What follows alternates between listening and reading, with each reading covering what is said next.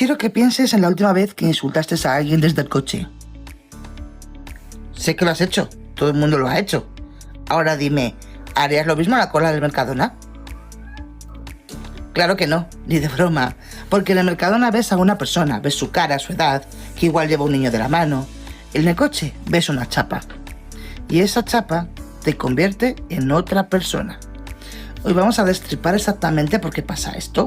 Vamos a hablar de señales de tráfico que te manipulan a propósito sin que te des cuenta. De por qué el coche te vuelve anónimo y peligroso.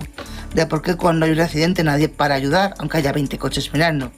De cómo un solo frenazo puede crear un atasco de 10 kilómetros sin que haya pasado absolutamente nada. Y del truco más raro que he escuchado en mi vida para dejar de ser un conductor agresivo.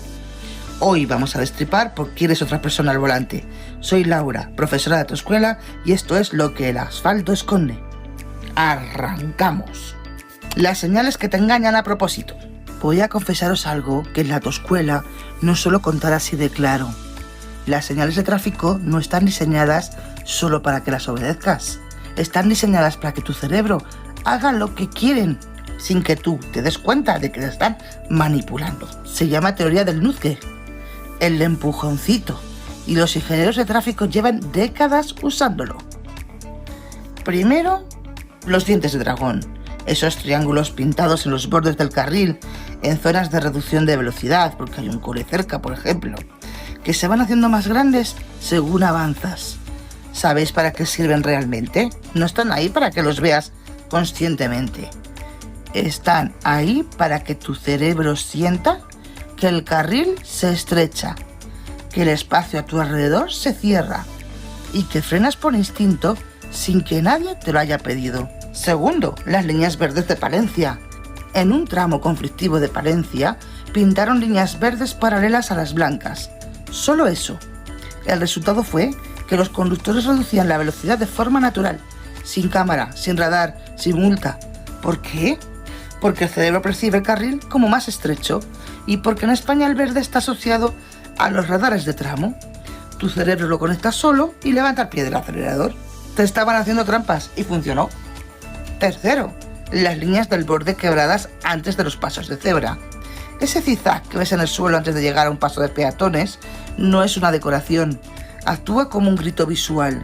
Tu visión periférica lo detecta antes de que conscientemente hayas visto el paso y tu pie empieza a prepararse para frenar antes de que tu mente haya tomado ninguna decisión. Cuarto, y este me encanta, eliminar la línea central de la calzada. Hay ciudades en Europa que han quitado la línea que divide los dos sentidos. La lógica dice que eso es una locura. La realidad dice lo contrario. Cuando hay línea, el cerebro siente que tiene un territorio propio seguro y acelera. Cuando no hay línea, el cerebro siente que tiene que negociar el espacio con el tráfico de enfrente y reduce la velocidad de forma automática. Y el último, el toro de Osborne. Cuando aprobaron la ley de 1988 que prohibía la publicidad en carreteras, los toros tenían que desaparecer. La gente se rebeló, los toros se quedaron, pero con una condición: sin texto, sin marca, solo la silueta negra. Y eso fue, sin saberlo, la decisión correcta. Un anuncio con texto obliga a tu cerebro a leer, a procesar, a apartar la atención de la carretera. ¿Cuánto tiempo? 2 segundos. 2 segundos a 120 km por hora son 66 metros recorridos completamente a ciegas. La silueta negra sin texto, el cerebro lo procesa como un paisaje, como una montaña, sin carga cognitiva. Llevan décadas jugando con vuestra cabeza y está funcionando. El experimento del Claxon, la jerarquía en el asfalto. Psicólogos Dove y Gross. Un coche parado en un semáforo en verde y medían cuánto tardaban los conductores atrás en tocar el claxon. Pero el coche parado era a veces un Porsche y a veces un cacharro desvencijado. Con el coche viejo pitaban a los 2 segundos, largos, agresivos. Con el Porsche la mayoría esperaba sin pitar y los que pitaban lo hacían con mucha más suavidad. Nadie decidió conscientemente ser más amable con el Porsche. Lo hicieron por instinto. Porque en la carretera, igual que en cualquier jerarquía social, el estatus manda. Tu cerebro evalúa el coche de delante en milisegundos y decide si puedes permitirte ser agresivo o no. Y esto lo veo cada día en mis clases prácticas. Los conductores son estadísticamente más agresivos con los coches que llevan la L, más bocinazos, menos distancia de seguridad. No es que seáis malas personas, es que vuestro cerebro detecta a alguien de menor estatus en la jerarquía y activa la agresividad de forma automática. Así que la próxima vez que veáis una L, respirad hondo. Fuisteis vosotros también. El coche que te vuelve invisible. Volvamos a la pregunta del principio, ¿por qué eres otra persona al volante? La respuesta tiene un nombre científico: desindividuación. Cuando entras en el coche, desapareces. Nadie ve tu cara, nadie sabe quién eres. Eres una matrícula, un modelo de coche, una chapa. Zimbardo, neumopsicólogo del experimento de la prisión de Stanford, demostró esto en los años 60. Cogió a dos grupos de personas, a un grupo les puso grandes capuchas y abrigos que les ocultaban completamente la identidad, y al otro grupo les dejó con ropa normal y etiquetas con su nombre. Los encapuchados se comportaron de forma significativamente más agresiva, más impulsos, menos inhibiciones, menos empatía. El coche es tu capucha. Y hay un dato de la revista de Tráfico y Seguridad Vial que me parece demoledor. El anonimato del coche permite que afloren los instintos primarios y favorece que no se repriman ciertos impulsos que en ámbitos diferentes a la conducción se controlan.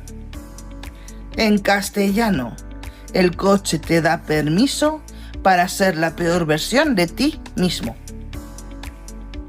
¿Y qué pasa con la gente que conduce siempre con rabia? Los que dan acelerones, frenan de golpe, se pegan, te adelantan por la derecha. Eso también tiene explicación. La teoría de la frustración-aversión dice que cuando algo bloquea lo que queremos conseguir, la respuesta natural del cerebro es la agresividad. Y la carretera es el entorno perfecto para la frustración. Semáforos en rojo cuando tienes prisa, coches lentos cuando tú vas rápido, aparcamiento imposible. Súmale el anonimato, súmale que llevas semanas con estrés acumulado, súmale que en el coche no hay nadie que te mire. Y tienes la tormenta perfecta. ¿Por qué nadie para cuando hay un accidente? Aquí va una pregunta incómoda. ¿Alguna vez habéis pasado por delante de un accidente en la carretera y no habéis parado? No os juzgo, casi todo el mundo lo ha hecho. Y hay una razón psicológica muy concreta para ello. Se llama el efecto espectador o efecto bystander. El principio es este: cuantas más personas hay presentes ante una emergencia, menos probabilidades hay de que alguien ayude. Parece mentira. Parece que debería ser al revés, más gente, más ayuda, pero no. El experimento que lo demostró fue brutal. Darley y Lathan en 1968. Ponían a una persona en una habitación con un intercomunicador conectado a otras habitaciones. De repente una de las voces fingía sufrir un ataque epiléptico. Si el sujeto creía que era el único que podía escucharlo, el 85% iba a buscar ayuda. Si creía que había 5 personas más escuchando lo mismo, solo el 31% actuaba. El cerebro hace un cálculo inconsciente. Hay más gente. Alguien se encargará. No tiene por qué ser yo. Es la difusión de responsabilidad. Y en la carretera funciona exactamente igual. Ves un accidente, hay 20 coches parados mirando. Tu cerebro dice: ya habrán llamado al 112, ya se están ocupando. Y pasas de largo. El problema es que los 20 coches están pensando exactamente lo mismo. Y encima de todo eso está el efecto mirón, ese frenado instintivo que hacemos todos al pasar por delante de un accidente para ver qué ha pasado. Ese frenazo que tú justificas diciendo: es que quiero ver si hay heridos, puede provocar el siguiente accidente. Hay estudios que demuestran que los accidentes secundarios causados por el efecto mirón son una de las principales causas de víctimas múltiples en carretera. No el accidente original, los coches que frenaron para mirar. ¿Cómo se forma un atasco sin que haya pasado nada? Esto es algo que me fascina explicar porque nadie se lo cree hasta que lo ve. ¿Alguna vez habéis estado atascados en la autopista? ¿Habéis avanzado 20 minutos a paso de tortuga y cuando por fin habéis llegado al motivo del atasco no había nada? Sin accidente, sin obras, sin radar, nada. Se llama atasco fantasma y tiene una explicación física preciosa. Imaginad el tráfico como una ola en el agua. Cuando tiras una piedra al lago, la ola se expande hacia afuera. En el tráfico pasa lo mismo, pero hacia atrás. Un conductor reduce la velocidad un 10%, solo un 10%. Quizás se distrajo, quizás miró el móvil un segundo, quizás le pareció que el de delante frenaba. El coche de detrás, para mantener la distancia de seguridad, frena un poco más. El de detrás de este, un poco más todavía.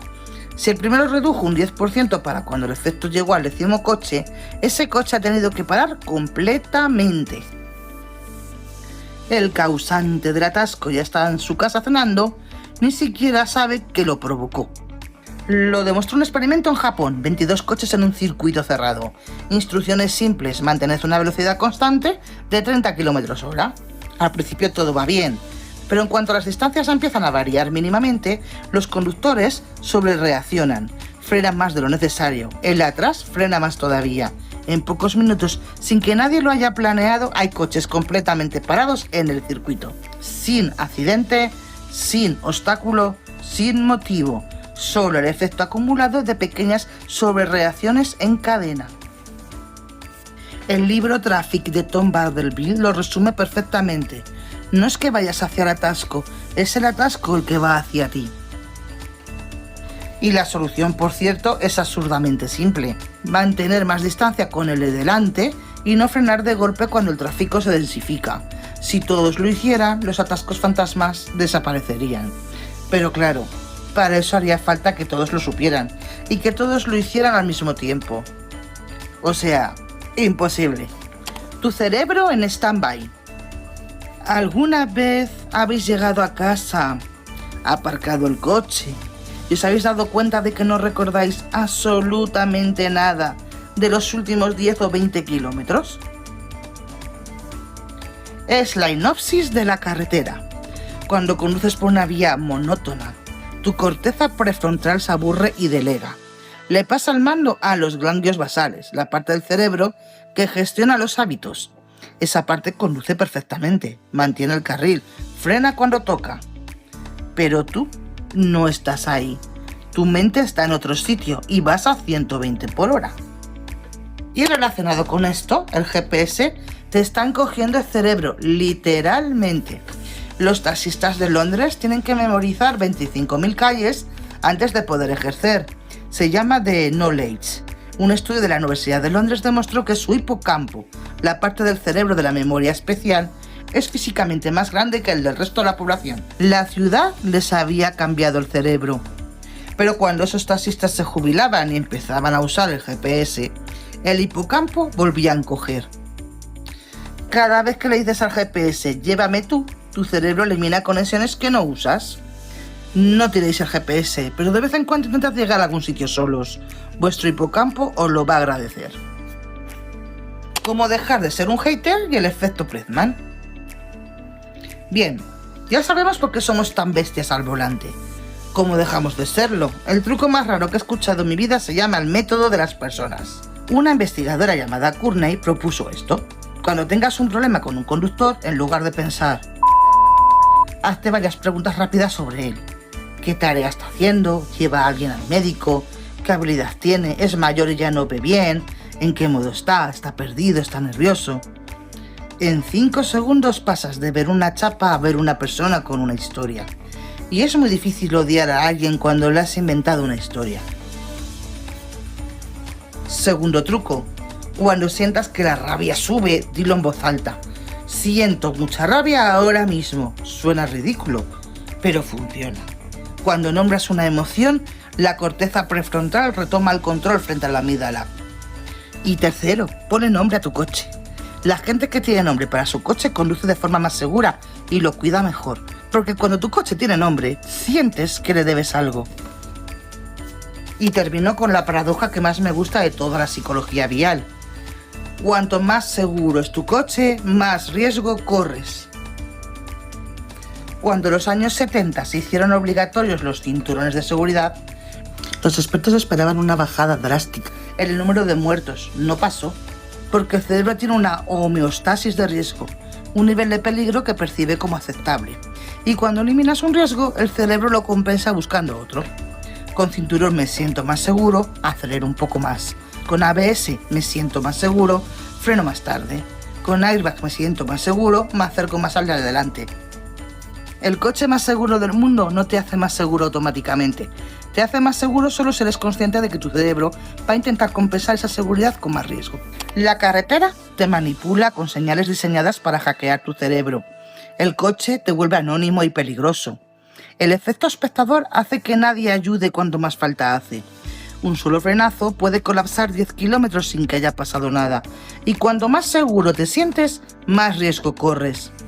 Ahora lo sabes, y saberlo es la mitad de trabajo. Antes de iros, ¿tenéis nombre para vuestro coche? ¿Y cuál es? Contádmelo en los comentarios. Tenéis el artículo completo con todos los estudios en aprobar0,com. Suscribiros en Spotify, iVoox y en el canal de YouTube _0. Cuidad el coche, cuidad el cerebro y cuidado en la carretera.